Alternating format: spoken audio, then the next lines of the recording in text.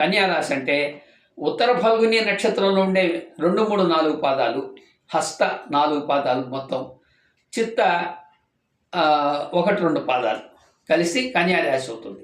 మొదట 9 పాదాలు, ఒక నక్షత్రానికి 4 పాదాలు కాబట్టి ఉత్తర ఫల్గుని నక్షత్రం 2, 3, 4 పాదాలు. దాని కింద అక్షరాలు ఏమిటి? టో, పా, పి. పాపమ్మ, పిచ్చయ్య, తర్వాత ఇటువంటి పేర్లు గలవాళ్ళు. హస్త నక్షత్రంలో పూషం నాఢ,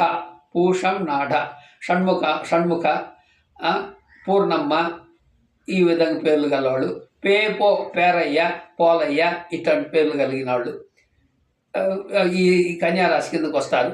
ఆదాయం 14, వ్యయం 2, రాజపూజ్యం 6, అవమానం 6. ఈ రాశి వాళ్ళకి ఈ సంవత్సరం అంత యోగదాయకమే, ఇంచుమించు యోగదాయకమే అని చెప్పచ్చు.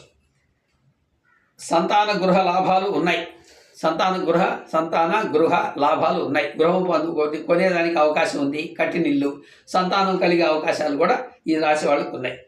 జీవితంలో స్థిరత్వం కూడా ఉంది. స్థిరత్వం, అబ్బా పర్వాలేదు, నిలబడ్డాం ఈ ఉద్యోగంలో, స్థిరమైనాము అనేది కూడా ఈ రాశి వాళ్ళకి జరిగేదానికి అవకాశం ఉంది. కన్యా రాశి వాళ్ళకి కఠినంగా ప్రవర్తించి, కఠినంగా ఇప్పుడు కొంచెం దయార్థ హృదయం కలిగి ఉంటేనే మంచిది. ఎక్కడైనా ఎవరైనా సరే కఠినంగా ఉంటే కొంత నష్టపోయేది కఠినంగా ప్రవర్తించిన వాళ్ళే.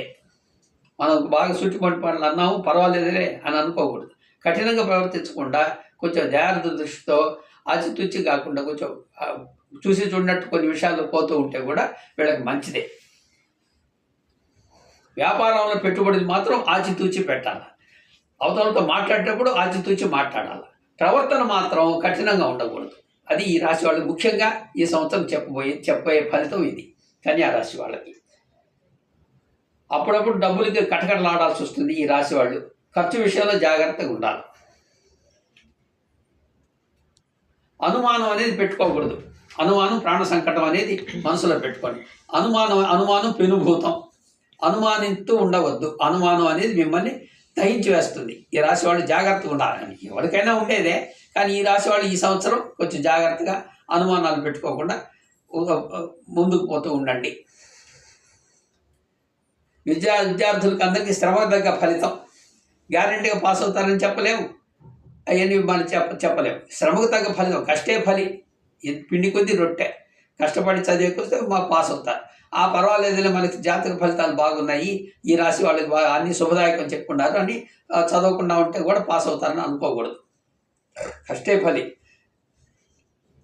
ఈ రాశి వాళ్ళు కూడా రాజకీయ నాయకులు, స్త్రీలతో జాగ్రత్తగా ఉంటే మంచిది. వాళ్ళ వల్ల వ్యవహారాల్లో, చిక్కుల్లో, పోలీస్ కేసులు ఇరుక్కునేదానికి రాజకీయ నాయకులకి, ఈ రాశి వాళ్ళకి జరిగేదానికి అవకాశం ఉంది. స్త్రీల వల్ల కొంచెం జాగ్రత్తగా మసలుకుంటే మంచిది, ప్రమాదంలో చిక్కుకోకుండా. ఇంచుమించు అన్ని రకాల వ్యాపారస్తులకు మంచి కాలమే. అన్ని రకాల వ్యాపారస్తులు మంచి కాలం ఈ రాశి వాళ్ళకి. డాక్టర్లు, ఇంజనీర్లు అయితేమి, తర్వాత లాయర్లు అయితేమి, ముఖ్యంగా ఆఫీసులో పనిచేసే వాళ్ళు అయితేమి, కృషి చేత, మంచి విశేషమైన కృషి చేత ఫలితాలను పొందుతారు. బాగా కష్టం చేస్తారు, మంచి ఫలితాలు పొందుతారు. కొంత మార్పు అనేది వస్తుంది. ఎప్పుడు కష్టం అనేది ఉండదు, ఎప్పుడు సుఖం అనేది కూడా ఉండదు, సామాన్యంగా ఉంటుందన్నమాట. జ్యోతిష్కులు, పండితులు, అర్చకులు, ఇటువంటి వాళ్ళు, పురోహితులు, ఇటువంటి వాళ్ళు బాగా శ్రమకు గురైతే కానీ ఫలితం రాదు. కళాకారులు, సినిమా వాళ్ళు, వీళ్ళకి బాగా శ్రమిస్తే కానీ ఫలితం రాదు. ప్రోత్సాహం తగ్గుగా ఉంటుంది. ఈ కన్యా రాశి వాళ్ళకి ప్రోత్సాహం అనేది నిరుత్సాహం ఉంటుంది. ప్రోత్సాహం బదులు నిరాశ, నిరుత్సాహం చోటు చేసేదానికి అవకాశాలు ఉన్నాయి. కాబట్టి దాని దగ్గరికి రానివ్వకుండా జాగ్రత్తగా భగవంతుడికి భారం వేసి ఉత్సాహంగా ఉండడానికి ప్రయత్నిస్తూ ఉండాలా. ముఖ్యంగా ఈ కన్యా రాశి వాళ్ళు. అన్ని రాశుల వాళ్ళు ఉండదనుకోండి. అదృష్ట సంఖ్య 3. ఆది, బుధ, గురువారాలు యోగదాయకంగా ఉంటాయి. మృత్యుంజయ జపం చేస్తే చాలా మంచిది. శనికి తైలాభిషేకం చేస్తే చాలా మంచిది. దుర్గాస్తుతి శ్రేయదాయకంగా ఉంటుంది ఈ రాశి వాళ్ళు.